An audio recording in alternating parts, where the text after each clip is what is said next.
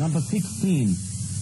Finally, those who have not yet received the gospel are related to the people of God in various ways. The church, that means. Those who have not yet received the gospel. It would have been nice if they had added potentially. They might convert and then they are in the church. So potentially they are related to the church. Potentially they are in the church. Actually they are not. There is first that people to which the covenants and promises were made and from which Christ was born according to the flesh. In view of the divine choice, they are people of most dear for the sake of the fathers, for the gifts of God, and without repentance. The Jews, of course. Now, are the Jews related to the Catholic Church? I'm talking about the Jewish faith. I'm not talking about the individual Jew.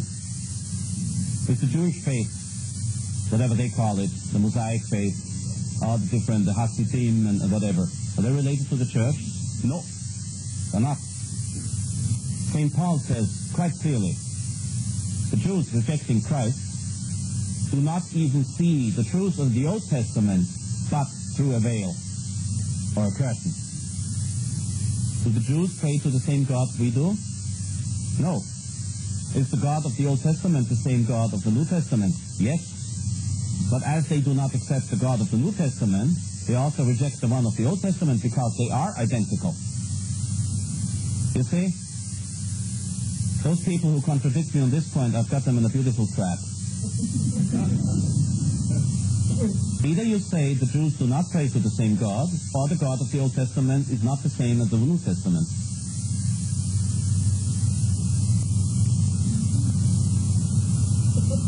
I'll leave the choice with you. St. Paul is very clear on that. The Jews have rejected God when they crucified Christ. All Jews? No, the Jews. Not the individual. I don't know about the individual. But the plan of salvation also includes those who acknowledge the Creator, in the first place amongst whom are the Muslims.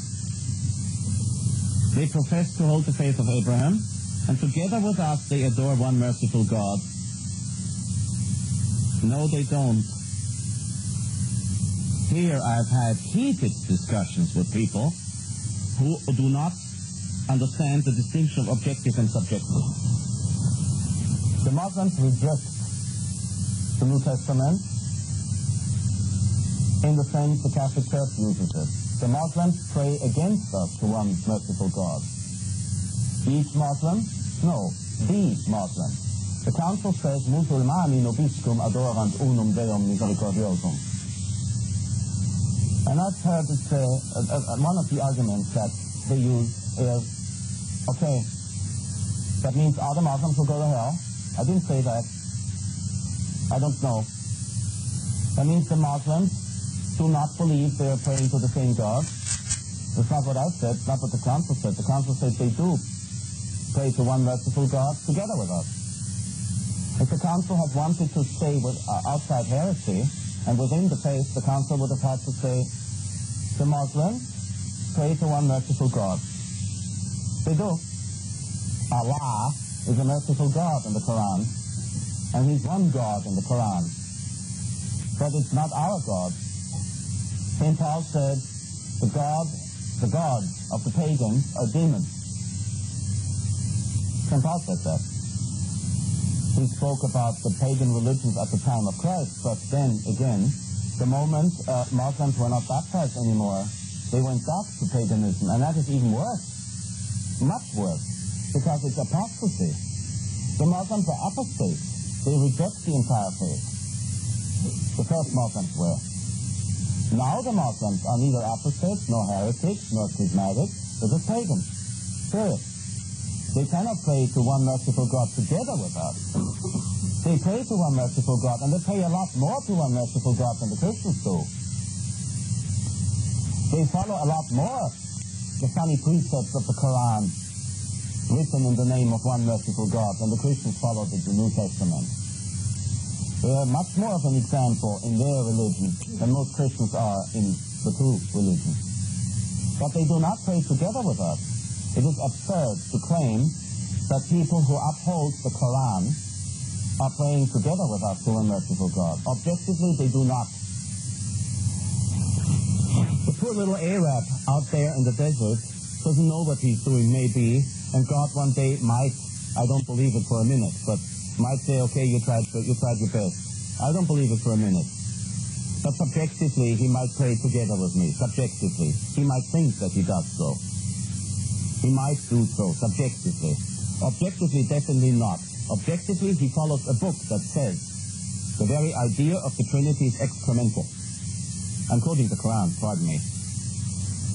They follow a book that in Surah 47 says, kill the infidels, that means God. Objectively, they do not pray together with us, but against us. They pray for the perish of our faith. They pray for the destruction of the Catholic faith. They pray for the destruction of the Catholic Church. They pray for the conversion of the Catholics to Islam. To call this, to say that they pray together with us, is therefore close to heresy in denying at least the importance of the dogma on the Trinity and Incarnation, which the Muslims reject, and on the Mother of God, which the Muslims revere, but not as Mother of God, but as a holy woman.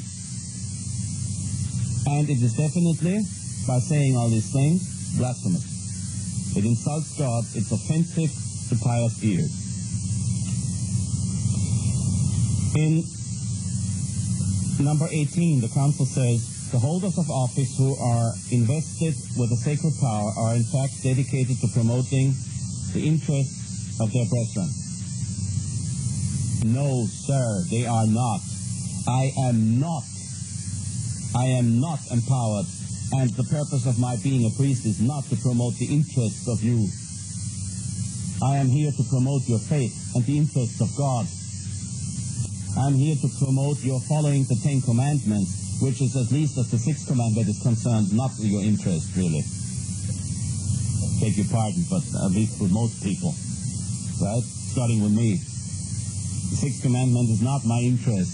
My interest is to follow God and His orders, to say yes, sir, to God. I do not promote your interest, I promote your salvation. And therefore God's interest, because God wants everybody to be saved, but not without the individual's agreement.